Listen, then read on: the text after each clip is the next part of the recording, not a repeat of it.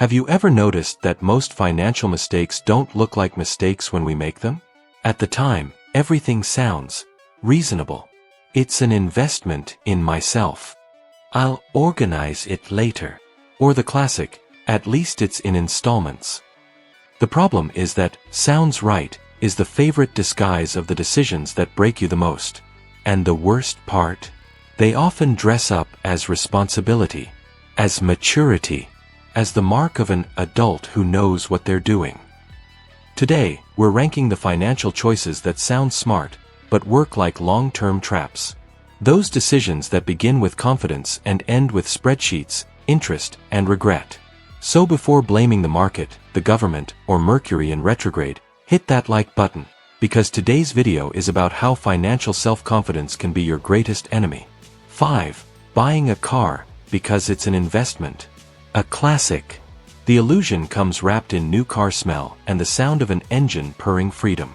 You convince yourself the car will increase your independence, that it's an investment in practicality and autonomy. It feels like a natural step into adulthood, a visible symbol of achievement, maturity, and stability. The steering wheel becomes a trophy, the leather seat feels like a status upgrade. But in reality, the only thing appreciating in value is the dealership's balance sheet and your mechanic's patience. Sure, in some cases a car is necessary. No one's denying the value of being able to move freely. The issue is when you start confusing necessity with investment. Calling a car an asset is like calling a cat a dog. It might be cute, even useful, but it will never fetch the return you imagine. A car isn't an asset. It's a tax on your ego, with wheels, a full tank, and the scent of vanity. You pay dearly for a fleeting sense of autonomy, while the real cost arrives monthly. Insurance, maintenance, taxes, fuel, parking, car washes, fines. An endless parade of bills disguised as freedom. It's a silent cycle where every mile turns independence into another payment. And the curious thing, the car doesn't just drain your wallet, it rewires your habits. Suddenly, your life starts revolving around it. You spend more, justify more, desire more. Now that I have a car, I can live farther away. Now that I have a car, I can go out more. Now that I have a car, why not upgrade the tires, the sound system, the seats? Each decision seems harmless, but slowly, the car stops being a means and becomes the gravitational center of your financial life. The investment stops being about mobility and becomes about image. You're not buying freedom, you're financing an identity. The gas tank turns into a mirror for your ego. The more you fill it, the more you try to prove something. Not always to others, sometimes to yourself. And what once looked like independence becomes a predictable routine of payments, deadlines, and maintenance. Financial freedom isn't about collecting symbols of autonomy, it's about knowing what truly keeps you light, without paying interest just to look free. 4. Financing a house before financing your own life. Paying rent is throwing money away. Few sentences are repeated as often, or as wrongly interpreted, in popular financial advice.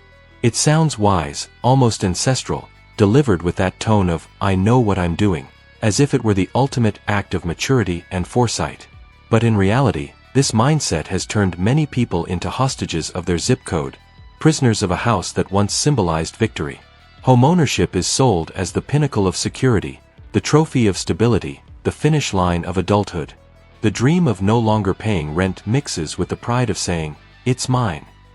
What they don't tell you is that this dream, when poorly planned, can turn into a comfortable prison, with walls financed over 30 years and windows that no longer open to new possibilities. When you tie yourself to a long-term mortgage, you lock away the natural movement of life. Money that could have bought freedom, through education, experiences, investments, or mobility, gets absorbed by a single monthly commitment, year after year. And slowly, you realize you're no longer the owner of your income, just the owner of a recurring obligation. With each payment, your flexibility shrinks. You lose room to maneuver, to take chances, to say yes to new opportunities, in career, love, travel, or change, all to avoid risking the dream of homeownership. The irony is cruel. You spend decades paying for a feeling of safety that often exists only on paper.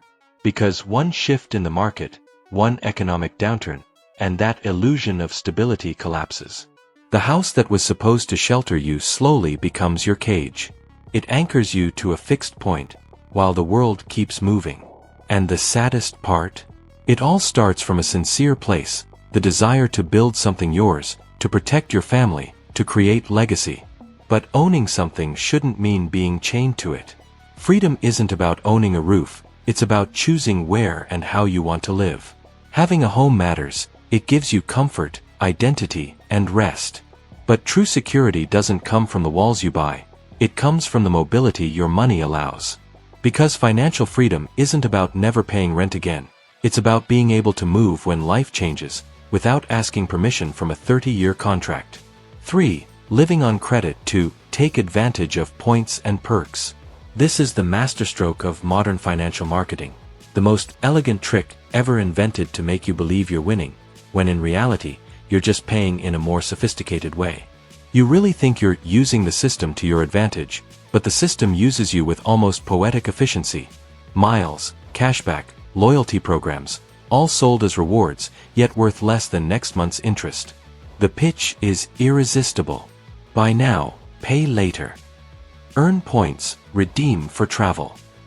Become a premium client. These phrases were designed to speak directly to your most primitive instinct, the craving for immediate reward. That quick mental click that happens before reason kicks in, the same one that makes you pick dessert over fruit. And before you know it, you're on autopilot. Card first, awareness later. It starts rationally. You think, I'll put everything on my card to accumulate points. It sounds mature, strategic, like you've mastered the game. But the line between control and chaos is as thin as your credit limit. And when the bill arrives, the only things you've really accumulated are anxiety, interest, and a touch of regret disguised as practicality. Credit was never designed to build wealth.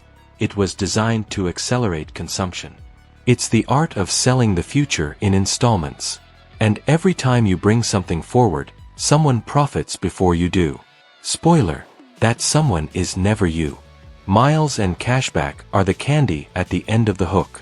The bait is predictable consumption, the habit of spending while thinking you're saving. Since I'm earning points, I can spend a little more. Since I'm getting cashback, I'm actually paying less. But in reality, the system doesn't even need to deceive you. It just needs to convince you that you're too smart to fall for it.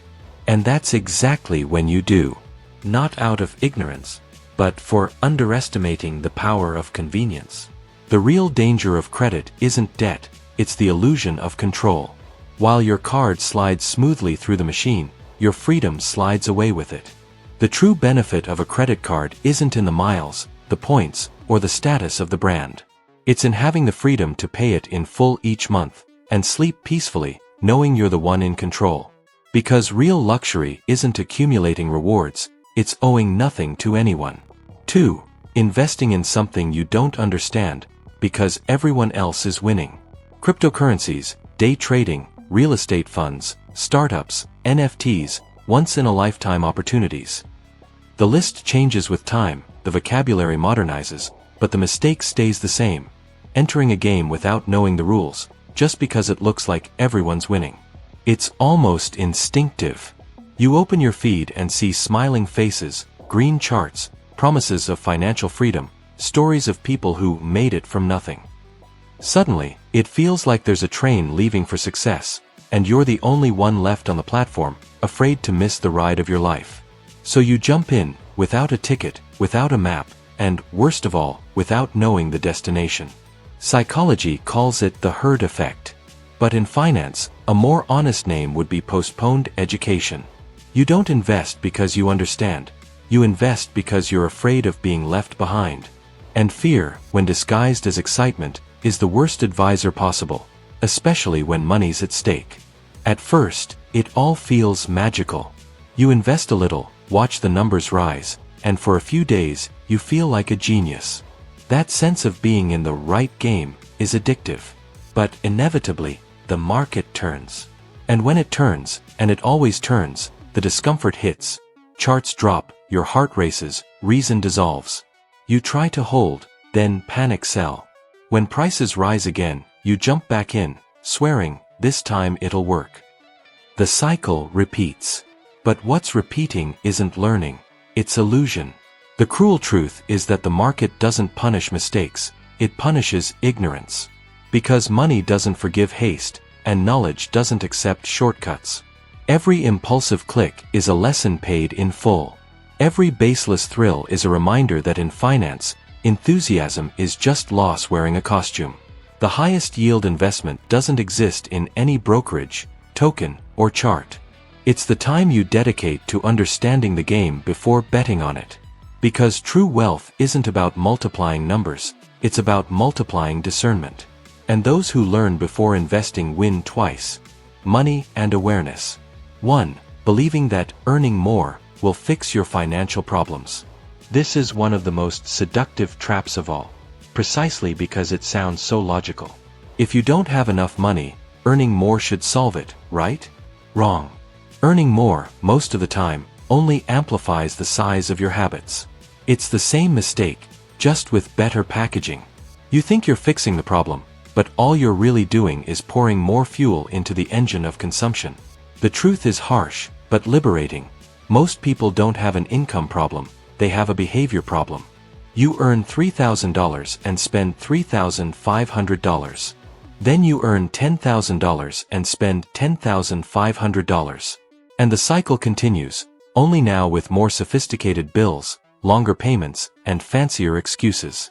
The lifestyle grows, but peace of mind doesn't. The human brain is a master at rationalizing excess. It rarely admits, I'm spending too much. It prefers the moral comfort of, I deserve it.